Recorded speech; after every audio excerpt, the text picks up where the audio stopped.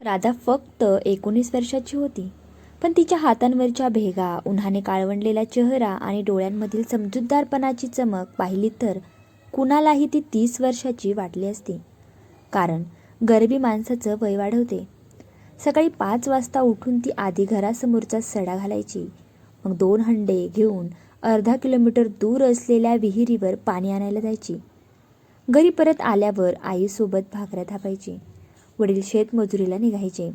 घरात ना टीव्ही होता, ना फ्रीज, ना कोणती सुखसोयी. पण त्या छोट्याशा घरात एक गोष्ट भरपूर होती, आणि ती गोष्ट काय माहिती आहे? एकमेकांवरचं प्रेम. राधा अनेकदा रात्री झोपताना छपराकडे बघायची आणि मनात विचार करायची, देवा, मला श्रीमंत व्हायचं नाही, फक्त माझ्या आईवडिलांच्या चेहऱ्यावरचं दुःख कमी करायचं आहे मला. तिची ही छोटीशी इच्छा एक दिवस तिचं संपूर्ण आयुष्य बदलून टाकेल, हे मात्र तिला तेव्हा माहिती नव्हतं. त्या दिवशी राधाच्या आईने पहिल्यांदाच मुलीसमोर रडत रडत हात जोडले होते. अक्षरशः तिची आई तिच्यासमोर रडत होती आणि तिला म्हणाली, बाळा, आम्ही तुला जास्त शिकू शकलो नाही, त्यासाठी तू आम्हाला माफ कर. हे ऐकताच राधाच्या घशात शब्द अडकले आणि ती बोलली, आई, तू हे काय बोलतेस? कारण तिला माहिती होतं, तिचे आई वडील गरीब होते, खूप गरीब होते, पण त्यांनी तिला प्रेमात कधीच गरीब ठेवलं नव्हतं. तिला कशाचीच कमी पडू देत नव्हते ते. आणि त्याच रात्री तिने ठरवलं, काहीही झालं तरी एक दिवस आईबाबांच्या डोळ्यात अभिमानाचे अश्रू आणायचे. आणि त्या एका निर्णयाने तिच्या आयुष्याला एक असं वळण मिळालं, ज्याची कल्पना तिने स्वप्नातही केली नव्हती. आता ती काय असणार आहे, आपण ते पुढे पाहूया. त्यासाठी जर व्हिडिओला सबस्क्राईब केलं नसेल तर नक्की सबस्क्राईब करा, व्हिडिओला लाईक करा. दुसऱ्या दिवशी सकाळी राधा गावाजवळच्या मोठ्या बंगल्यात काम मागायला गेली. तो बंगला पाहूनच ती थबकली, कारण बंगला एवढा आलिशान होता. तो इतकं मोठं घर तिने आयुष्यात कधीच पाहिलं नव्हतं.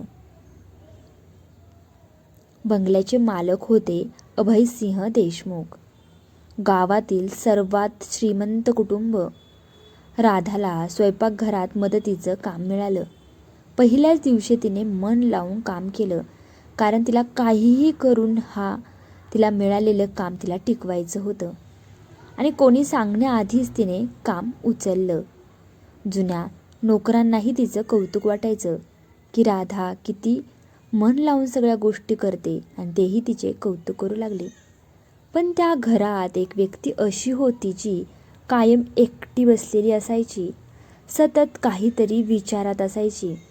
ती होती अभयसिंहची आई. सर्वजण त्यांना आईसाहेब म्हणायचे.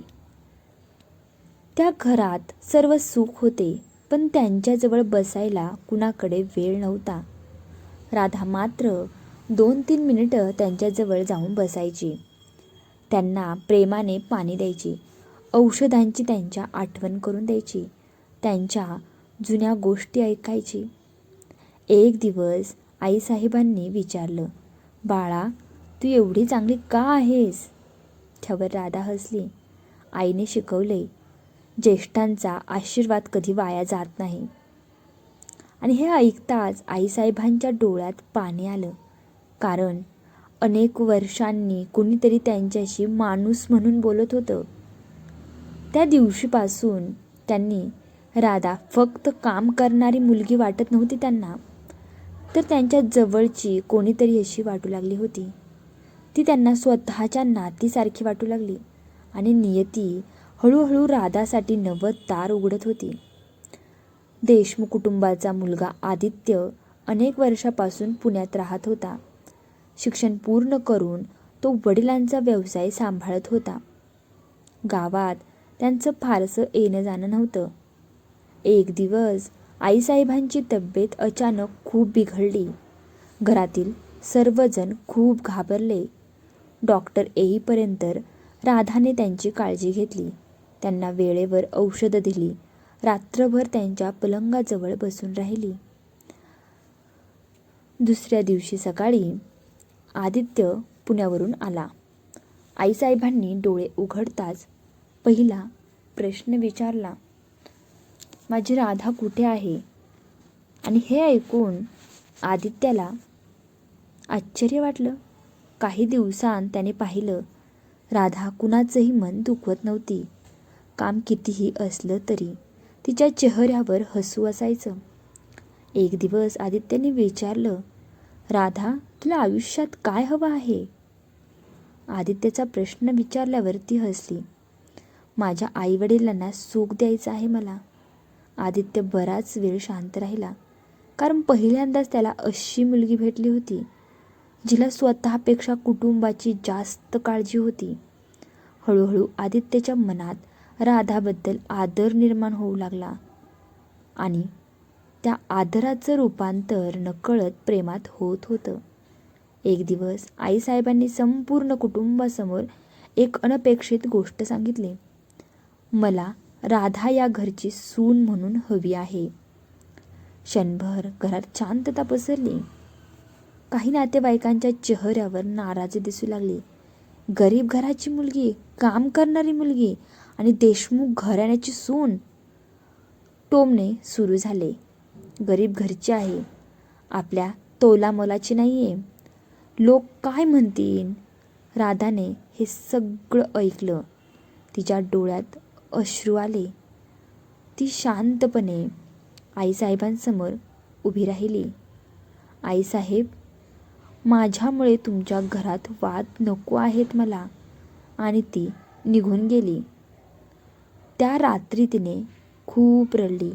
पहिल्यांदाच तिला तिची गरिबी पोचली आणि पहिल्यांदाच तिला वाटलं, माणूस कितीही चांगला असला तरी लोक आधी त्याची परिस्थितीच पाहतात.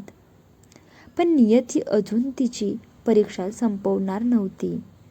दुसऱ्या दिवशी आदित्य थेट राधाच्या घरी पोहोचला. मातीचं घर पाहून त्याच्या डोळ्यात अक्षरशः पाणी आलं. ज्या मुलीने इतक्या मोठ्या घरात सर्वांना आनंद दिला, ती स्वतः किती कठीण परिस्थितीत जगत होती हे त्याने पहिल्यांदा पाहिलं. गणपत घाबरत म्हणाला, साहेब, आमच्याकडून काही चूक झाली आहे का? आदित्यने त्यांचे हात हातात घेतला. काका, मला तुमची मुलगी खूप आवडते. हे ऐकताच घरात शांतता पसरली. शांताबाईंच्या डोळ्यात अश्रू आले. त्यांना विश्वासच बसत नव्हता. आणि नंतर आदित्य पुढे म्हणाला, मला राधाची गरिबी दिसत नाही. मला दिसतं ते फक्त तिचं मन. काही दिवसांनी सर्व विरोध झुगारून आदित्य आणि राधाचं लग्न ठरलं. पण लग्नाच्या दिवशी एक असा प्रसंग घडला ज्याने संपूर्ण गाव रडवलं. कन्यादानाच्या वेळी गणपतरावांच्या डोळ्यांतून अश्रू थांबत नव्हते. तो फक्त एवढंच म्हणाला, बाळा, आम्ही तुला काही देऊ शकलो नाही. राधाने वडिलांना मिठी मारली.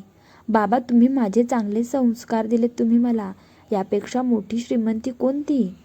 लग्नानंतर राधा देशमुख घराण्याची सून बनली. मोठा बंगला, नोकर चाकर, सर्व सुखसोयी.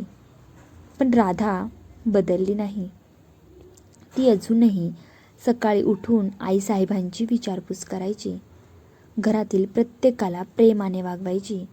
एक दिवस तिने आदित्यला सांगितलं, मला एक इच्छा आहे. आदित्य म्हणाला, इच्छा काय? माझ्या आईवडिलांना आता काम करू द्यायचं नाही आहे मला.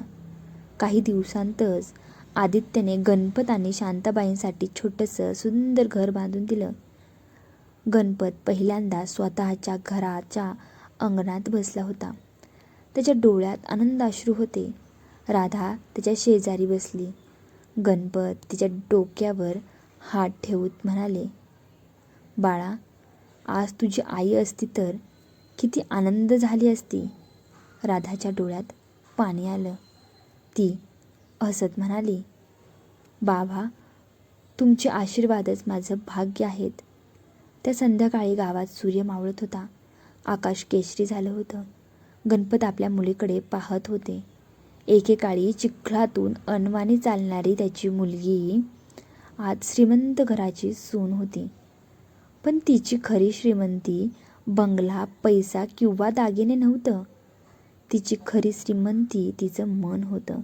आणि म्हणूनच लोक म्हणू लागले, गरीब घरात जन्म घेणं हे नशीब असतं, पण मोठं मन घेऊन जगणं ही खरी श्रीमंती असते.